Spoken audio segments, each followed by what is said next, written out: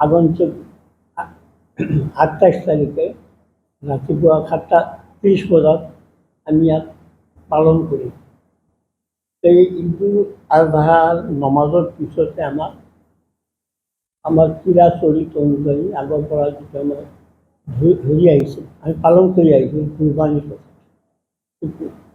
সেই কুৰবানীটো ক'বলৈ গ'লে অলপ দীঘলীয়া, এইটো আমাৰ পৰম্পৰাই একেবাৰে আজি কেইবা হাজাৰ বছৰ পৰা আৰম্ভণি পাই আমি এইটো ঈদুল আজহাত আমি কুৰবানী কৰোঁ।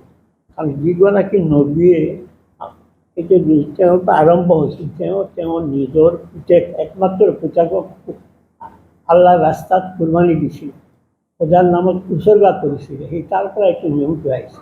গতিকে আমি আৰম্ভণিৰ পৰাতো এইটো আপোনাৰ দুম্বা দিয়া হৈছিল। আৰু আৰব দেশতো দুম্বা আছে, উট আছে বা আন কিবা আছে। কিন্তু আমাৰ দেশৰ মানুহে, অৰ্থাৎ আমাৰ ভাৰতবৰ্ষৰ মানুহে আৰু বিশেষকৈ আমাৰ অসমৰ মানুহে আমি দেখিলোঁ যে এতিয়া দুম্বাৰ অল্টাৰনেটিভ কি পোৱা যাব ইয়াৰ এতিয়া সস্তীয়া হিচাপে গাই গৰু আছে। গাই গৰু হ'লে কি হয়, 7জন মানুহে মিলি এটা দিব পাৰে। আৰু যদি এটা ছাগলী দিয়ে বা এটা খাচী দিয়ে বা আৰু কিবা দিয়ে, এজনে এটা দিব সেই হিচাপে চলি আছে। কোনো আয় আপত্তি হোৱা নাছিল। আচ্ছা, বাকী আমাৰ বাবাক কৈছোঁ, তেওঁ অলপ এই ক্ষেত্ৰত মোক সহায় কৰা আছে, যাতে আনৰ মনত কোনো প্ৰকাৰ আঘাত নহয় বা আনে যাতে মন যাতে কোনো মানে চুই যাব নোৱাৰে। গতিকে সেইকাৰণে সেই কথা ভাবি আমাৰ কমিটিয়ে আৰু লিডিং চিটিজেন সকলোকে আমি ইয়াত সহযোগ কৰিছোঁ। আৰু এইটো আমি জনাই দিছোঁ চব। আজি শুক্ৰবাৰ আছিল নে মছজিদে মছজিদে এতিয়ালৈকে কোনো আপত্তি অহা নাই আৰু আপত্তি নাহেও, চবে সন্মতি হয়।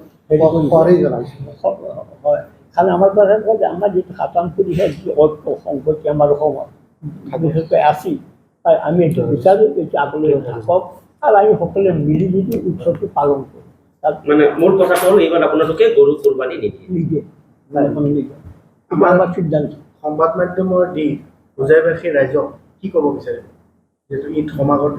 ঈদৰ শুভেচ্ছা জনোৱাৰ লগতে সকলো জাতি, বৰ্ণ, ভাষা, ধৰ্ম নিৰ্বিশেষ সকলোৱে আমাৰ এই উৎসৱক আমাক সহায় কৰক, আমাৰ লগত আহক, আমি একেলগে মিলি যেহেতু কুৰবানি লৈ এটা বিতৰ্ক চলে। 2022 চনত গুৱাহাটী হাইকোৰ্টে PIL নম্বৰ 49/2022 পিটিশনাৰ আছিল আমাৰ হিফজুৰ ৰহমান চৌধুৰী।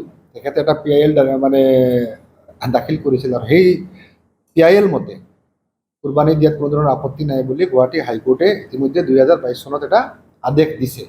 সেই আদেশৰ ওপৰতো আদেশটো দিছেই যে আপোনালোকে কুৰবানি কৰিব পাৰে। তথাপিও আমি যাতে কোনো মানুহৰ যাতে বিতৰ্ক নহয়, কোনো মানুহৰ ধৰ্মীয় ও অসমবাসীক আগন্তুক ঈদ উল জুহা আন্তৰিক শুভেচ্ছা আৰু অভিনন্দন জ্ঞাপন কৰা হৈছে হোজাই টাউন ঈদগাহ কবৰস্থান সমিতিৰ ফালৰ পৰা। ইতিমধ্যে দেশৰ সাম্প্ৰতিক পৰিস্থিতি যি মানে ৰূপৰেখা তৈয়াৰ হৈছে আৰু সেই সন্দৰ্ভত আমাৰ হোজাই প্ৰতিবাৰে দেখা যায় যে কুৰবানী ঈদৰ সময়ত ঈদ উল জুহাৰ সময়ত কুৰবানী কেন্দ্ৰিক কিছুমান বিতৰ্কৰ সৃষ্টি হয়। আৰু এইবাৰ আমি এই বিতৰ্ক মানে এৰাই চলাৰ বাবে হোজাই টাউন ঈদগাহ কবৰস্থান সমিতিৰ অন্তৰ্গত প্ৰায় 13খন মছজিদ যে হোজাই টাউনৰ মুছলমান সমাজে এটা সিদ্ধান্ত গ্ৰহণ কৰিছোঁ যে এইবাৰ ঈদত আমি কোনো ধৰণৰ যিটো গৰুক আমি কুৰবানী দিয়াৰ পৰা বিৰত থাকিম। আৰু এই সম্পৰ্কে আমি ইতিমধ্যে গুহাৰি জনাই সকলো মছজিদক অৱগত কৰা হৈছে। কাৰণ এটাই যে গৰু লৈ আমাৰ কিছু হিন্দু ধৰ্মাৱলম্বী লোকসকলৰ বা মানে আমাৰ ভাতৃসকলৰ কিছু ধৰ্মীয় আস্থা বা তেখেতসকলৰ অনুভূতিৰ লগত জড়িত কথা। আৰু এই বিষয়বস্তুটো যাতে সাম্প্ৰদায়িক ভাতৃত্ববোধ মানে গঢ় লয়, এইটো যাতে বিনষ্ট নহয়, তাৰ বাবে আমি এই পদক্ষেপ মানে গ্ৰহণ কৰিছোঁ। সেকেন্ডলি কথা হ'ল যে কুৰবানিৰ ক্ষেত্ৰত দেখা যায় যে এটা মিসকনচেপশ্যন আছে যে মানে অকল গৰুৱে দিব লাগিব কুৰবানী, তেনেকুৱা কোনো কথা নহয়। অন্যান্য বিকল্প আছে।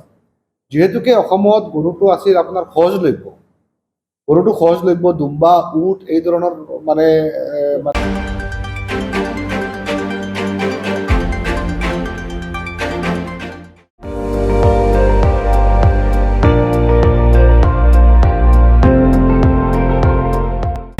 আপুনি চাই আছে ND24 সৰ্বশ্ৰেষ্ঠ নহয় সৰ্বোত্তমৰ দৌৰত।